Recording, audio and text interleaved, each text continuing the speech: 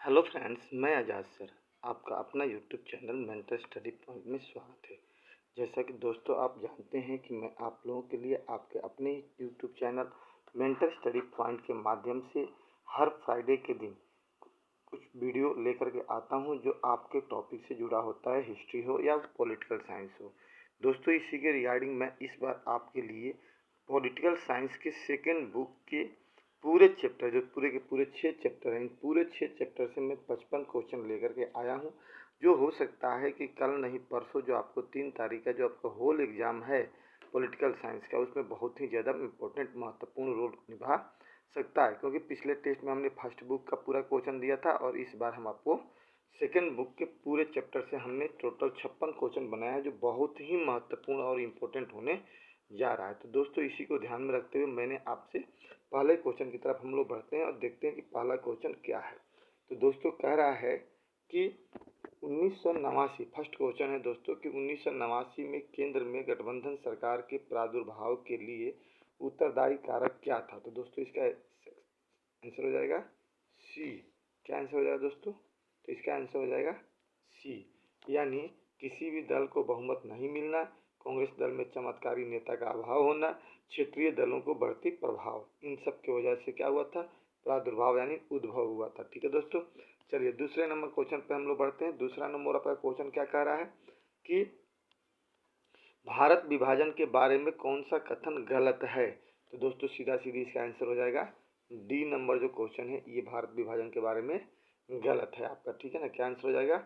D हो जाएगा। ध्यान से इसे पढ़िएगा, आंसर आपका निकल जाएगा। प्लीज़ दोस्तों आपसे रिक्वेस्ट है कि जो भी व्यक्ति चैनल से पहली बार जुड़ रहे हो प्लीज़ चैनल को सब्सक्राइब कर दीजिए और लाइक कर दीजिए। आपके सब्सक्राइब से मेरा मनोबल बढ़ता है, लाइक कमेंट करने से भी मनोबल बढ़ता है, और इसी तरह से आप मुझे अपना प्यार मोहब्बत देते रहिए ताकि आपके लिए मैं अंतिम समय तक ऑब्जेक्टिव क्वेश्चन जो आपके 16 के 16 आएंगे उसके लिए मैं बेहतर से बेहतर काम कर पाऊँ। और कुछ ही दिन के बाद आपके लिए मैं लॉन्ग क्वेश्चन भी लेकर के आऊँगा कि क्वेश्चन का फॉर्मेटिंग कैसे की जाती है और कैसे क्वेश्चन लिखे जाते हैं। ठीक है दोस्तों, चलिए आगे हम लोग बात करते हैं कि 17वीं लोकसभा चुनाव में, ठीक है दोस्तों, 543 में से 303 सीटें किस पार्टी को मिली थी। तो इसका ऑप्शन हो जाएगा ए, भाजपा को मिला था। ठीक है दोस्तों, चलिए आगे हम लोग बात करते हैं क्वेश्चन नंबर 4। टोटल आपके 56 क्वेश्चन है दोस्तों, बहुत ही महत्वपूर्ण है, इसलिए मैं थोड़ा इसको जल्दी से आपको बता रहा हूँ कि भारत के प्रथम चुनाव आयुक्त कौन थे। तो इसका दोस्तों आंसर हो जाएगा सुकुमार सेन। सुकुमार सेन। और हर टाइप के क्वेश्चन है, आपको जो कोई सा कोई टाइप्स नहीं हुआ जो मैं आपको छोड़ रखा हूँ इसमें।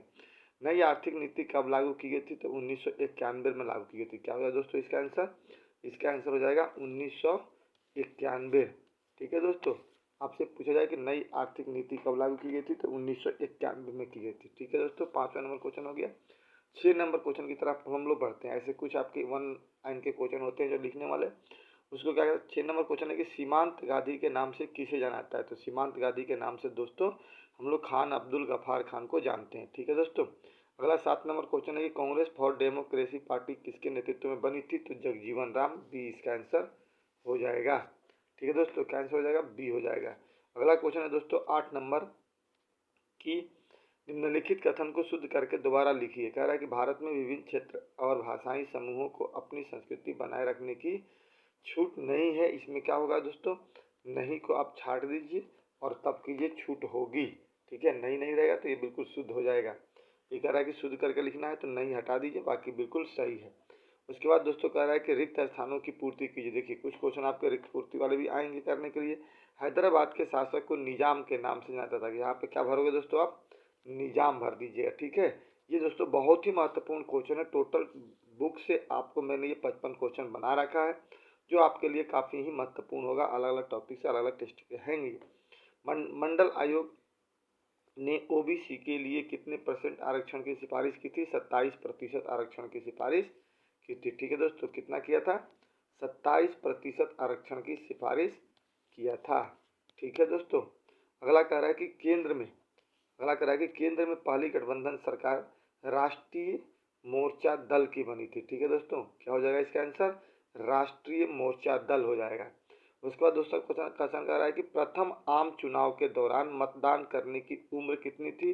तो दोस्तों 21 साल थी। प्रथम आम चुनाव जो 1951-52 में हुआ था उसकी उम्र क्या थी? 21 साल थी। ठीक है दोस्तों, आगे देखिए, कह रहा है कि पहले 3 चुनाव में कांग्रेस को मिला था, क्या मिला था दोस्तों? तो पहले 3 चुनाव में कांग्रेस को भारी बहुमत मिला था, ठीक है।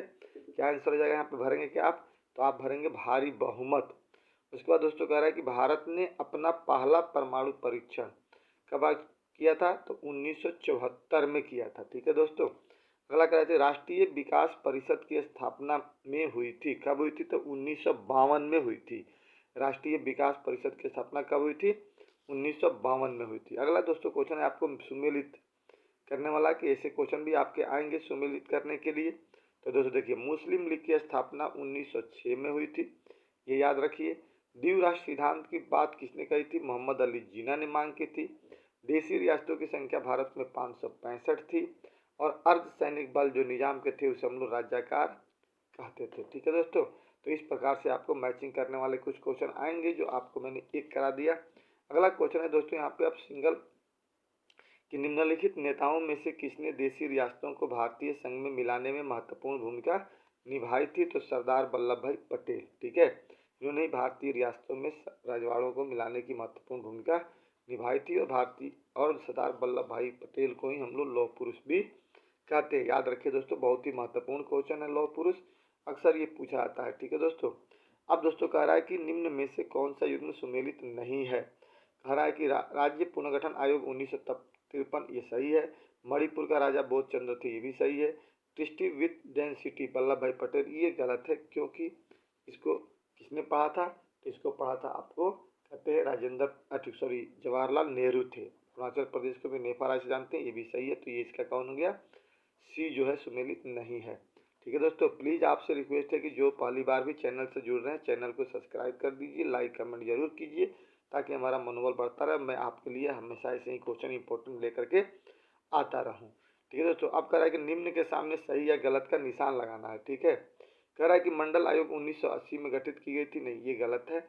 मंडल आयोग 1978 में आया था, ठीक है। और इसने 80 में अपनी सिफारिश की थी, तो ये गलत हो गया। कह रहा है कि राजवाड़ों के शासकों और भारतीय संघ के मध्य जिस सहमति पत्र पर हस्ताक्षर हुआ उसे इंस्ट्रूमेंट ऑफ एक्सेशन कहते हैं, ये बात बिल्कुल सही था, ठीक है दोस्तों। क्या था? सही था। अगला क्वेश्चन कह रहा है कि आपका कि कांग्रेस को 1984 के चुनाव में सर्वाधिक 415 सीटें मिली थी, ये भी क्या है?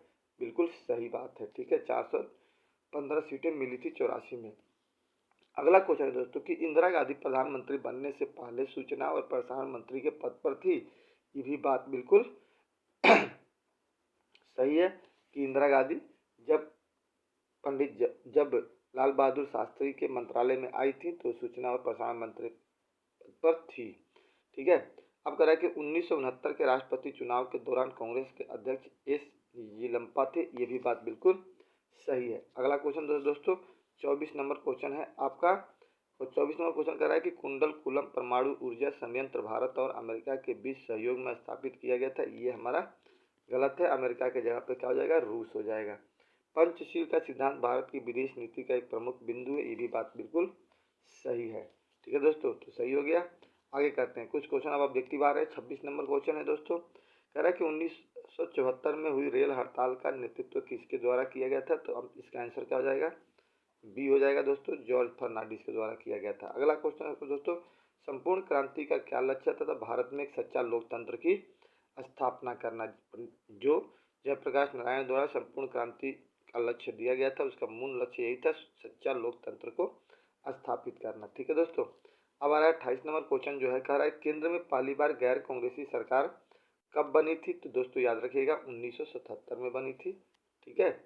1977 में गैर कांग्रेसी सरकार बनी थी सेंट्रल में, ठीक है। अगला क्वेश्चन 29 नंबर है क्वेश्चन दोस्तों कि 1919 में भारत में कौन से लोकसभा के चुनाव हुआ था? तो 1900 में 17वीं लोकसभा का चुनाव हुआ था, ठीक है दोस्तों। अगला क्वेश्चन है, प्लीज आपसे रिक्वेस्ट है कि चैनल को सब्सक्राइब जरूर कर दीजिएगा और लाइक कमेंट जरूर कीजिएगा। युग को सुमेलित कीजिए, सुमेलित करने वाले हैं दोस्तों इसको। तो देखिए कह रहा है कि आपातकाल की घोषणा जब राष्ट्रपति थे फखरुद्दीन अली, इनके समय में हुई थी। लोकतंत्र बचाओ का नारा जनता पार्टी ने दिया था। सीपीआई चारू मजूमदार थे। और सच्चे लोकतंत्र की बात कौन कर रहे थे? जयप्रकाश नारायण कर रहे थे, ठीक है दोस्तों। तो ये आपको मैचिंग करने वाले क्वेश्चन इस टाइप से आ सकते हैं। अगला क्वेश्चन है 31 नंबर क्वेश्चन है दोस्तों कि 1975 में संविधान के किस अनुच्छेद के आधार पर आपातकाल लागू किया गया था? तो इसको हो जाएगा दोस्तों, आंसर क्या हो जाएगा? ए 1952। क्या होगा दोस्तों इसका आंसर? 1952। अगला क्वेश्चन है दोस्तों, यूपीए सरकार में प्रधानमंत्री कौन थे? यूपीए सरकार में प्रधानमंत्री कौन थे? तो डॉक्टर मनमोहन सिंह। ठीक है दोस्तों, क्या हो जाएगा इसका answer? Doctor Manmohan Singh. UPA सरकार में प्रधानमंत्री कौन थे? तो डॉक्टर मनमोहन सिंह थे। ठीक है दोस्तों, अगला कह रहा है 32 नंबर क्वेश्चन के बाद 33 नंबर के निम्न में कौन सा युग्म सुमेलित नहीं है? कौन सा युग्म जो है वो सुमेलित नहीं है? एक कोई है राष्ट्रीय जनतांत्रिक गठबंधन 1998, बात सही है। संयुक्त प्रगतिशील गठबंधन 2004, ये भी सही है। संयुक्त मोर्चा की सरकार 1991 में नहीं थी, ये क्या है? गलत है। ठीक है दोस्तों, कौन सा गलत है? तो यही सुमेलित सी नंबर क्वेश्चन जो है ये सुमेलित नहीं है, सी। ठीक है, बाकी राष्ट्रीय मोर्चा की सरकार 1989 में आई थी, ये भी बिल्कुल सही बात है। अब दोस्तों 34 नंबर क्वेश्चन कह रहा है कि नीति आयोग ने किस आयोग का स्थान लिया था? तो योजना आयोग का स्थान लिया था। ठीक है दोस्तों, आगे चलते हैं। 35 नंबर क्वेश्चन है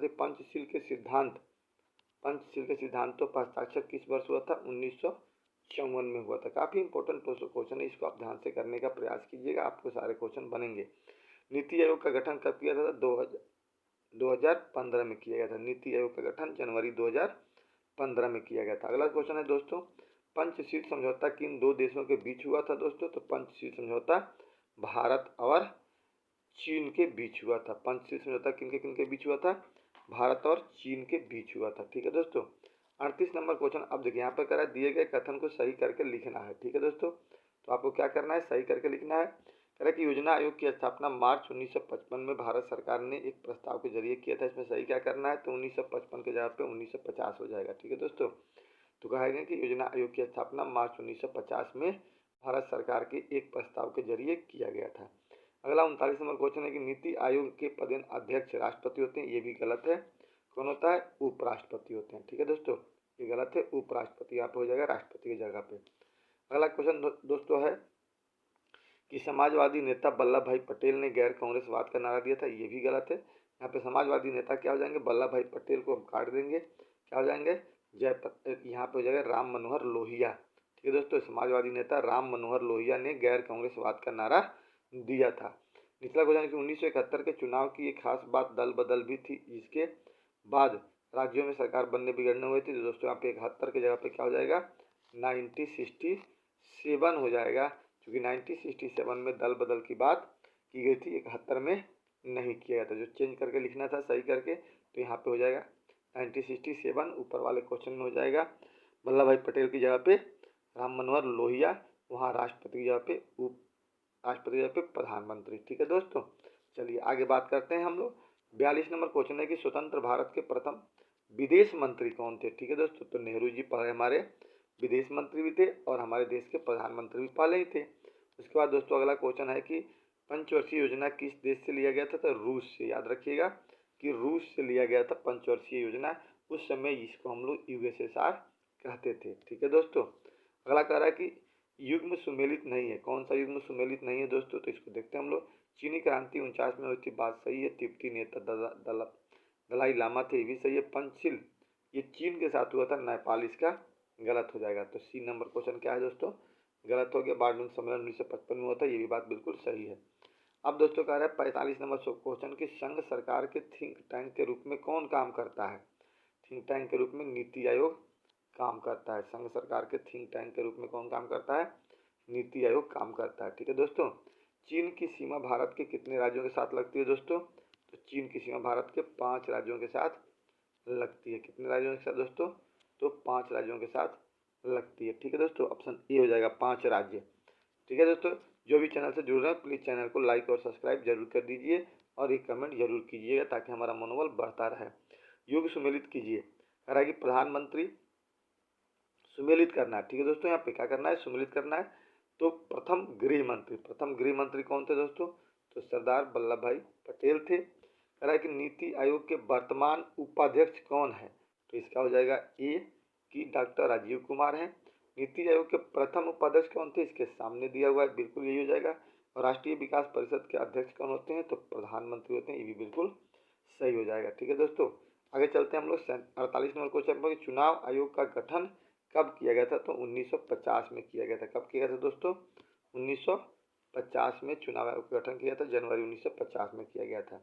आगे चलते हैं दोस्तों, अगला क्वेश्चन देखते हैं हम लोग 49 नंबर क्वेश्चन। स्वतंत्र भारत में पहली बार किस राज्य में राष्ट्रपति शासन लागू किया गया था, तो दोस्तों इसका आंसर हो जाएगा आपका केरल में। ठीक है ना, केरल में बी हो जाएगा, 59 में लागू किया गया। ठीक है ना, केरल के 59 में लागू किया गया था।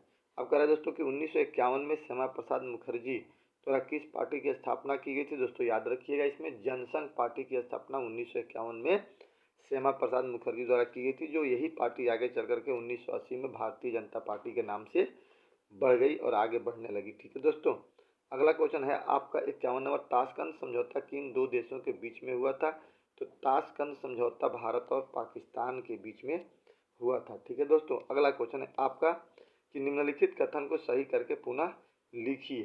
ठीक है दोस्तों, बाकी इसमें थोड़ा सा मिस्टेक हो गई है, ऐसे है ऑब्जेक्टिव क्वेश्चन दोस्तों, तो यहाँ पे देख लेते हैं हम इसको। ये ऑब्जेक्टिव क्वेश्चन है कि नेहरू जी को मृत्यु के बाद देश का